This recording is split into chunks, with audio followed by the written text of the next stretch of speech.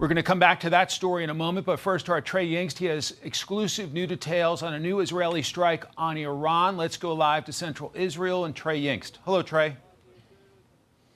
Yeah, Mike, good afternoon. We can exclusively report, according to an Israeli official, that the Israelis have targeted Iranian gas infrastructure near the southern Iranian city of Bandar Abbas. This was a single strike, and I am told by this official it was meant to send a warning to the Iranian regime.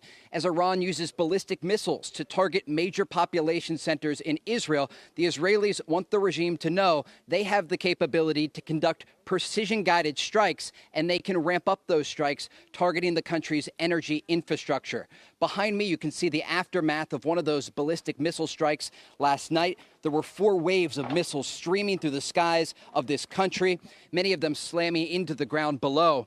At this location, we are told by officials that 2 people were killed, 100 evacuated from these buildings in the center part of Israel. Now, amid the ongoing missile attack, Israel launched a series of new airstrikes against targets in Iran, 150 of them in total, according to the IDF. We also have some new reporting today after speaking with a senior Israeli intelligence official who says that 40 different air defense sites in Iran were targeted. The IDF says they now have air superiority over the Iranian capital of Tehran.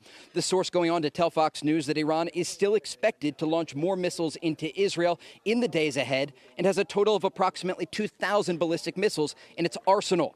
This official says, quote, "We have lots of surprises, not just the ones we already did. We have more surprises coming up." But again, the latest information that we have, according to an Israeli official tonight, they have struck with a single airstrike Iranian energy infrastructure near the city of Bandar Abbas. This is gas infrastructure, and again, meant to send a message to the Iranian regime that Israel can ramp up these strikes with precision, in contrast to the way that the Iranians have been firing on population centers like the one behind me, targeting a variety of different locations across this country. Mike.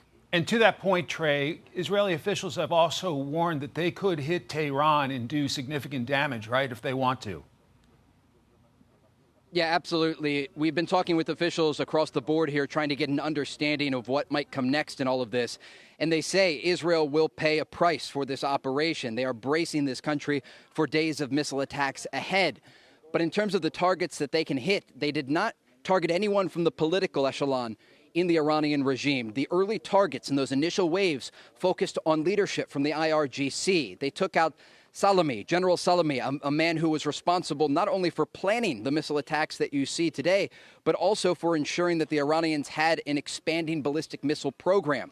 The source that we spoke with earlier today said they aim to create 8,000 ballistic missiles in the next 2 years. And this was one of just a few reasons why the Iranians are being targeted now, according to that Israeli official, because of this expanding ballistic missile program and their expanding nuclear program. So in terms of the possible targets around the Iranian capital, we can expect those to ramp up in the hours and days ahead. And I can tell you that scenes like the one behind me in central Israel, where there are civilians who are killed trying to get to shelters, it sends a message to Israeli leadership that this is going to continue and that there will be difficult days ahead. But it also speaks to the targets that the Iranians are choosing to hit. While the Israelis struck this gas infrastructure in the southern part of Iran with their strike earlier today, overnight the Iranians targeted women and children here in this area. And we were at one of the sites in central Israel in the second largest city of Tel Aviv last night after it was hit with a part of a ballistic missile. And I can tell you that the scene was very sad. You saw these children being carried by their parents out of destroyed buildings, elderly people being rushed out by rescue workers, and a population that fears for what comes next in the hours and days ahead.